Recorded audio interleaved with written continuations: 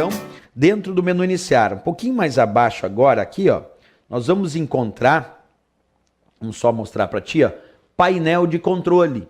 E quando tu clica aqui em painel de controle, é claro que tu vai acessar o painel de controle do Windows. Mas o interessante é que se tu clicar em dispositivos e impressoras, tu também vai acessar o painel de controle. Se tu clicar em programas padrão, também o painel de controle. Quer dizer, esses itens aqui, o próprio painel de controle, dispositivos, impressoras e programas padrão aí do menu iniciar, todos eles vão te dar, de alguma maneira, acesso ao painel de controle. É que se tu clicar direto em painel de controle, é o painel de controle genérico, com todos os seus itens. Se tu clicar em dispositivos e impressoras, tu está acessando só um item do painel de controle, que se chama dispositivos e impressoras. Se tu clicar em programas padrão, está acessando um item do painel de controle chamado programas padrão. Então aqui é o geral, é o painel de controle com todos os seus itens. E aqui abaixo já são específicos, mas também pertencem ao painel de controle. A pergunta que fica então, pensando como sempre nas provas de concurso, qual é a função então do painel de controle? Para que ele serve? Porque o Windows Explorer é o gerenciador de arquivos e pastas. Perfeito. Mas qual é a função do painel de controle? Resposta: alterar as configurações do Windows ou alterar as configurações do sistema. Essa é a função do painel de controle. Repetindo então, alterar as configurações do Windows ou alterar as configurações do sistema. Vamos ver isso na prática. Então acompanha. Quando a gente clica na opção painel de controle, aparece então aqui a imagem do painel de controle do Windows. Como eu estou mostrando para vocês aqui, ó, mais ampliado. Tá aí, ó. Vai aparecer a imagem do painel de controle do Windows. Esse painel de controle, num primeiro momento, ele é separado por categorias.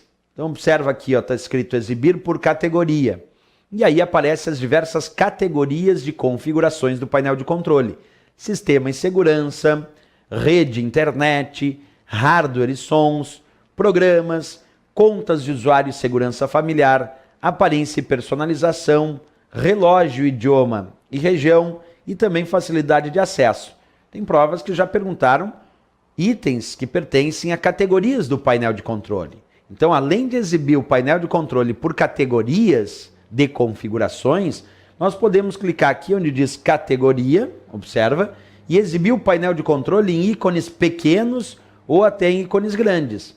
Aqui eu estou exibindo ícones pequenos. E aí nós vamos visualizar os diversos itens do painel de controle espalhados e não mais separados por categoria. Porque nós podemos exibir o painel de controle basicamente de duas maneiras. Ou os itens agrupados em categorias, ou eles espalhados aí pelo painel de controle, sem estarem agrupados por categoria, exibidos em ícones pequenos e ícones grandes. Tá?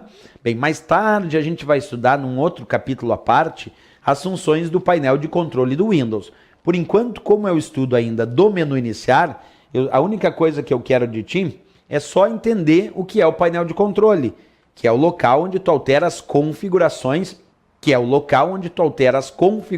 do sistema, as configurações do Windows.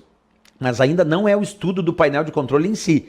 Agora é o menu iniciar. Mais tarde, nas próximas aulas, nós vamos estudar bem aprofundadamente o painel de controle. Outra coisinha, então, só para matar a charadinha, quando a gente pensou em acessar painel de controle, tu percebeu que ele exibiu o painel de controle e as suas categorias, né? Perfeito. Só que agora, e se eu clicar em dispositivos e impressoras? Vai acessar a área do painel de controle para alterar as configurações de impressoras, permitindo adicionar um novo dispositivo, adicionar uma nova impressora, realizar a instalação do driver e o reconhecimento dessa impressora e desse dispositivo. E programas padrão, que também vai acessar um item do painel de controle, é para definir qual é o programa padrão para cada uma das atividades ou para tipos de arquivos do sistema. Exemplo, aqui em programas padrão, eu posso escolher qual é o programa padrão para um tipo de arquivo.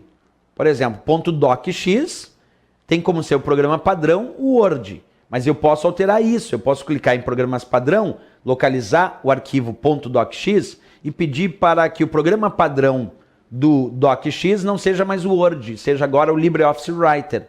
E pode fazer isso, porque a ideia de programas padrão é definir qual é o programa padrão para navegação, qual é o programa padrão para edição de texto, qual é o programa padrão para planilha, mas também alterar a associação que existe entre um tipo de arquivo e o seu programa padrão. Como eu dei exemplo, a princípio .docx está como programa padrão para o Word, mas tu pode alterar isso e definir que .docx agora tem como programa padrão o LibreOffice Writer. O que isso ocasiona no sistema? Que quando tu altera o programa padrão para um determinado tipo de arquivo, quando agora eu clicar naquele arquivo com a extensão .docx, ele aplicar um duplo clique, ele não vai abrir com o Word. Como eu alterei o programa padrão, agora ele vai abrir com o LibreOffice Writer.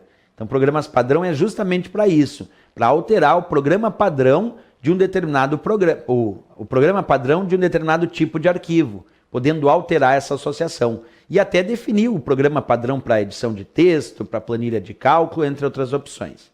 E finalmente aqui embaixo nós temos ajuda e suporte, que dá acesso aos conteúdos de ajuda do Windows, te mostrando como realizar as configurações, como alterar as configurações do sistema e até acessar os seus recursos. Então ajuda e suporte do menu iniciar, como o próprio nome diz, é o famoso F1. F1, a tecla de atalho para ajuda e suporte é F1, que dá acesso aos conteúdos de ajuda que tu tem aí no sistema operacional Windows, certo? Bem, pessoal, na próxima aula a gente vai continuar estudando o menu iniciar. Ainda temos que falar aqui embaixo do botão de energia do menu iniciar, mas isso a gente vê na próxima aula, certo? Até a próxima aula, então, bons estudos!